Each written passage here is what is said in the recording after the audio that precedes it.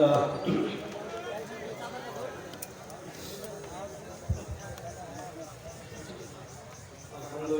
نحمده ونستعينه ونستغفره ونعوذ بالله من شرور أنفسنا ومن سيئات أعمالنا من يهده الله فلا مضل له ومن يضلل فلا هادي له وأشهد أن لا إله إلا الله وحده لا شريك له وأشهد أن محمدا عبده ورسوله أما بعد فإن خير الحديث كتاب الله وخير الهدي هدي محمد صلى الله عليه وسلم وشر الأمور محدثاتها وكل محدثة بدعة وكل بدعة ضلالة وكل ضلالة في النار. أعوذ بالله من الشيطان الرجيم. بسم الله الرحمن الرحيم. خذوا زينتكم عند كل مسجد وكلوا واشربوا ولا تسرفوا إنه لا يحب المسرفين. رب اشرح لي صدري ويسر لي امري واحلل عقدة من لساني يفقهوا قولي. اس عظیم الشان اجلاس کے معقر صدر محترم، اسٹیج پر تشریف فرما دیگر معقر علماء کرام اور اس بستی میں آنن فانن بہت عجلت میں اور جلد بازی میں جمع ہو کر اکٹھا ہو کر ایک ساتھ بیٹھ کر کتاب و سنت کی باتیں سننے والے معزز سامعین حضرات، اسلامی خواتین پیارے ماں و بہن، اس ادارے کے تعاون کے سلسلے میں اجلاس رکھا گیا. علم کی اہمیت اور اس کی فضیلت پر آپ نے مختلف علماء کرام سے گفتگو سنی. اللہ رب العالمین اس ادارے کو دن دونی اور رات چوگنی ترقی عطا فرمائے. اس ادارے کو نظر بد سے بچائے، حاسدین کے حسد سے بچائے، اور اس ادارے کو جس مقصد کے تحت بنایا گیا ہے، تعمیر ہوئی ہے اس کی، اللہ اس ادارے کو اس مقصد میں کامیابی عطا فرمائے. کیونکہ بہت سے لوگ اس علاقے سے جڑے ہوئے ہیں، اس لیے کچھ باتیں معاشرے کی اصلاح کے تعلق سے بھی ہمارے اور آپ کے سامنے آ جانی چاہیے. قرآن کریم کی جو آیت میں نے آپ کے سامنے پڑھی ہے، اس آیت کے اندر اللہ تبارک و تعالیٰ نے فرمایا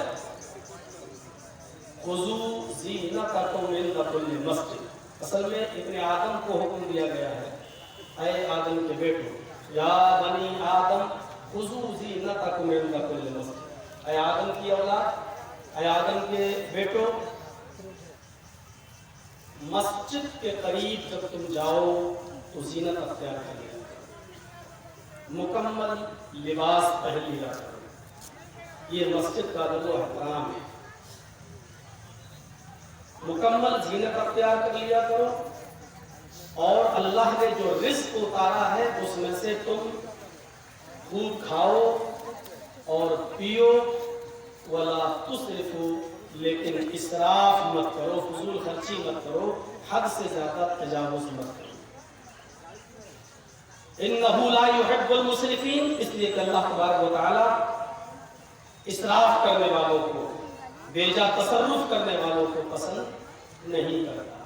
اصل میں اس آیت کا ایک سبب ورود ہے، ایک شان نزول ہے.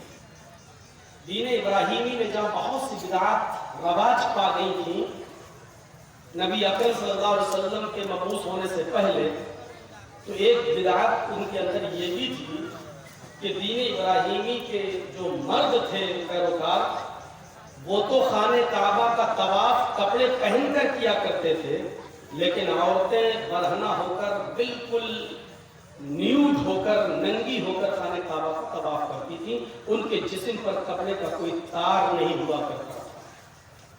جیسے ہمارے یہاں جینیوں میں کچھ ایک طبقہ ہے اور ان کے بابا لوگ جو ہیں ننگے سڑکوں پر بھی گھومتے ہیں، لیکن دین ابراہیمی کے اندر عورتیں خانہ کعبہ کا بالکل اسی طریقے سے برہنہ ہو کر، بالکل برہنہ ہو کر طواف کرتی تھیں. اس کے صدقے باپ کے لیے، اس بری رسم کو روکنے کے لیے اللہ تبارک و تعالیٰ نے اس آیت کو نازل فرمایا اور اپنے نبی صلی اللہ علیہ وسلم کے ذریعے پوری انسانیت کے لیے اور بنی آدم کے لیے یہ حکم جاری کر دیا، یا بنی آدم خذوا زینتکم عند کل مسجد. اے آدم کے بیٹو، جب بھی تم اللہ کے کسی گھر کی طرف جاؤ، مسجد کی طرف جاؤ تو زینت اختیار کر لیا کرو، مکمل کپڑے پہن لیا کرو۔ یہ حکم اب نہ صرف عورتوں کے لیے بلکہ مردوں کو بھی اس حکم میں شامل کر لیا کہ وہ بھی برہنہ نہ پھریں، ننگے نہیں۔ ان کے یہاں تو صرف عورتیں ننگی ہیں، لیکن یہ حکم مردوں کے لیے بھی ہے اور عورتوں کے لیے بھی ہے کہ وہ برہنہ نہ ہوں، ننگے نہ ہوں، مکمل لباس پہن لیا کریں۔ اور اس کے بعد والا جملہ دیکھیے، وَكُلُوا وَاشْرَبُوا، کھاؤ اور پیو، کھانے پینے میں رکاوٹ نہیں ہے تمہاری، کھانے پینے میں کوئی ممانعت نہیں ہے۔ اللہ نے جو حلال چیزیں پیدا کی ہیں کھاؤ، اللہ نے جو حلال چیزیں مشروبات میں اتاری ہیں پیو، حلال چیزیں کھانے پینے میں کوئی رکاوٹ نہیں ہے، لیکن حلال چیزوں میں بھی ایک باؤنڈیشن لگا دی ہے، ایک باؤنڈری بنا دی ہے، اس میں بھی آپ حد سے آگے نہیں بڑھ سکتے ہو، حد سے تجاوز نہیں کر سکتے ہو۔ وَلَا تُسْرِفُوا، حد سے آگے مت بڑھیے۔ اگر آپ کے گھر میں آدھا کلو میٹ میں اگر آپ کا کام چل جاتا ہے، آپ کے بیوی اور آپ کے بچے آدھا کلو گوشت کھا سکتے ہیں اور آدھا کلو میں پوری گھرستی چل سکتی ہے، تو آپ 1.5 کلو اور 2 کلو لائیں اور بعد میں وہ پھینکا جائے، وہ برباد ہو، تو یہ فضول خرچی کے اندر شامل ہے۔ حلال چیزوں میں بھی آپ فضول خرچی نہیں کر سکتے۔ میرا اشارہ بھی دوسری طرف ہونے والا ہے، ہم تو حرام کاموں میں فضول خرچی کر رہے ہیں، حرام چیزوں میں فضول خرچی۔ میں اشارہ یہ کرنا چاہتا ہوں آج اپنی تقریر کے دوران کہ فضول خرچی تو حلال چیزوں میں بھی جائز نہیں ہے، بلکہ دینی کام کے اندر بھی فضول خرچی جائز نہیں ہے۔ جو شرعی کام ہے، جو دینی کام ہے، ان کے اندر بھی فضول خرچی جائز نہیں ہے، تو حرام کام اور ناجائز کام میں فضول خرچی کی اجازت ہمیں کس نے دے دی اور کہاں سے ہمیں مل گئی؟ میں نے مفسر قرآن عبد القیوم صاحب تھے، ہمارے اہل علم حضرات ان سے واقف ہوں گے، یو پی کی بڑی مشہور شخصیت تھے مولانا عبد القیوم صاحب، مفسر قرآن، بہت سادہ اور سمپل رہنے والی شخصیت۔ میں نے ان کے ساتھ 20 جلسوں میں شرکت کی ہے۔ وہ تو اس کو بھی فضول خرچی کہتے تھے اپنے جلسوں کے اندر کہ آپ نے 5 مولانا لوگوں کو بلایا اور وہ ایک اسٹیج پر بیٹھ سکتے ہیں، تو آپ 5-6 تخت لگائیں اور ایک مائک میں اگر آپ کا کام چل سکتا ہے اور لوگ ایک مائک میں اگر آپ کی تقریریں سن رہے ہیں اور عمل کر سکتے ہیں اور ان کے لیے آواز ان کو پہنچ رہی کافی ہے، اور آپ 10 مائک لگا رہے ہیں، تو وہ تو اس کو بھی فضول خرچی کہتے تھے۔ وہ کہتے تھے کہ یہ بھی فضول خرچی ہے۔ جب آپ نے 5 مولانا کو بلایا، وہ ایک تخت پر بیٹھ گئے، آپ نے 10 تخت لگا کے اتنا لمبا چوڑا اسٹیج کیوں بنایا؟ جب آپ کی 2 ٹیوب لائٹ میں پورا جلسہ ہو رہا، روشنی ہو رہی ہے، پبلک دکھائی دے رہی ہے، تو آپ نے 50-50 ٹیوب لائٹ کیوں لگائی ہے؟ جبکہ لوگ جلسوں میں تعاون کرتے ہیں اچھے اور دینی کام کے لیے کہ چلو اچھا جلسہ ہو، اور جب وہ دیکھتے تھے کہ اوپر پھول بنے ہیں، کڑے جو ہے بہت اچھا خوبصورت پنڈال بنایا گیا ہے اور اس میں بیلون لگائے گئے ہیں اور اس میں زرد اور نگار ہوا ہے، تو وہ کہتے تھے یہ سب چیزیں فضول خرچی ہے، فضول خرچی۔ اللہ رحم فرمائے، اللہ ان کو غنی کا رحمت فرمائے، اللہ ان کی بخشش فرمائے۔ میرے بھائیوں، کبھی کبھی ایسا ہوتا تھا، ہم لوگ جب بیٹھے تو سارے مولویوں کو کھانا کھلایا جاتا تھا، تو وہ کہتے تھے اے سنو کھانا دینے والوں، ایک ایک کرچھو دینا، ایک ایک نکالو، جب ضرورت پڑے گی تو اور دے دینا۔ کیا ضرورت ہے کہ جب 2 بوٹی میں کام چل رہا ہے تو آپ 5-5 بوٹی گوشت کی نکال رہے ہیں؟ وہ یہاں تک کہتے تھے۔ مجھے نہیں معلوم میرے بھائیوں کہ ان کے ذہن میں کیا چیز چلتی تھی۔ آج ہم سمجھے کہ کیا تھا۔ جو اہل علم تھے، وہ قرآن کے مفسر تھے، وہ جانتے تھے کہ کیا چیز ہوتی ہے فضول خرچی۔ وہ ان کا مقصد یہ تھا کہ بہتر یہ ہے کہ کچھ بچ جائے تو غریبوں کے بھی کام آ جائے، ان کا بھی چولہا جل جائے یا ان کے بھی پیٹ میں کچھ رزق پہنچ جائے۔ تو آپ اندازہ لگائیے قرآن کی اس آیت پر اللہ رب العالمین نے کیا کہا؟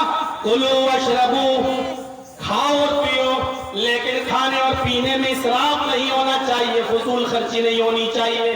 ولا تسرفوا، فضول خرچی نہیں ہونی چاہیے۔ انہ لا يحب المسرفین، اس لیے کہ اللہ تعالیٰ فضول خرچی کرنے والوں کو پسند نہیں کرتا، بیجا اسراف کرنے والوں کو پسند نہیں کرتا۔ قرآن کی ایک آیت اور پڑھتا ہوں، سنیے گا۔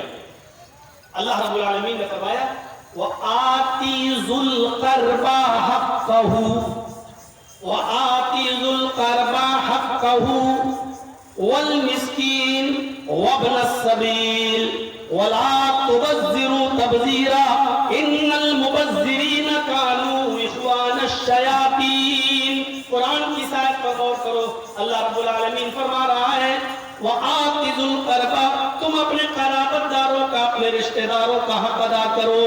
देखो आपके रिश्तेदारों में कौन गरीब है, कौन किस पोजीशन में है, आप अपने रिश्तेदारों का, अपने कराबतदारों का हक अदा करो। पूरा पूरा जो उनका हक बनता है, शरीयत ने जो हक मुतय्यन किया वो हक अदा करो। वल मिस्कीन, और जो मिस्कीन हो तुम उनका भी हक अदा करो। मिस्कीन एक अलग चीज होती है। एक आदमी है जो सरेआम आपसे मांग रहा है कि भाई दे दीजिए, मेरा बेटा भूखा है, चलिए आप देख रहे हैं बेटा भूखा है, दे दिया, आप उसकी मदद कर रहे हैं। मिस्कीन वो होता है कि जिसको जरूरत तो है, जिसका बेटा बीमार तो है, या जिसको की बीवी बीमार तो है और उसके पास कुछ नहीं है, लेकिन शर्म की वजह से वो आपके सामने मुंह नहीं खोल पा रहा है, वो कह नहीं पा रहा है कि मेरी कुछ मदद कर दो। उसका बेटा हॉस्पिटल में एडमिट है, लाख 2 लाख रुपए के उसके इलाज की जरूरत है, लेकिन शर्म माने है और उसको रोके हुए है, वो शर्म की वजह से आपके सामने हाथ नहीं फैला रहा है। अल्लाह ताला कहता है ऐसे लोगों पर भी तुम नजर रखो जो शर्म की वजह से तुम्हारे सामने मुंह नहीं खोल पा रहे हैं, जो शर्म की वजह से तुम्हारे सामने अपनी जबान नहीं चला पा रहे हैं। तो तुम अपने कराबतदारों का भी ख्याल रखो। सुनिएगा, नुक्ता देखिएगा, वल मिस्कीन, और मिस्कीनों का, जरूरतमंदों का भी तुम ख्याल रखो। वब्न सबील, और जो मुसाफिर हैं, परेशान हाल है, सफर में थे, उनकी जेब कट गई, दूर का सफर करना है, उनकी भी मदद करो। जो मुसाफिर है, परेशान हाल है, आपको उनकी भी मदद करना है, उनका भी ख्याल रखो। लेकिन इनका ख्याल रखते हुए चीज याद रखना, वला तुबज़्ज़िरू तबज़ीरा, इनका ख्याल अदा करते हुए भी तुम्हें फजूल खर्ची नहीं करना है। मसलन जजी साहब के पास कुल मिल्कियत 500 रुपए है और एक आदमी को पड़ोसी है, वो बेचारा और मुसाफिर है या दूर से आया है, जरूरतमंद है, और मेरे पास मिल्कियत ही 500 रुपए की है, हम 500 रुपए उसको दे दिए। लो, अब हम नंगे हो गए, सड़क पे आ गए, अब हमें शाम का खाना कहां से मिलेगा? आप लाके खिलाएंगे, मोहल्ले वाले लाके खिलाएंगे, हम तो सड़क पे आ गए।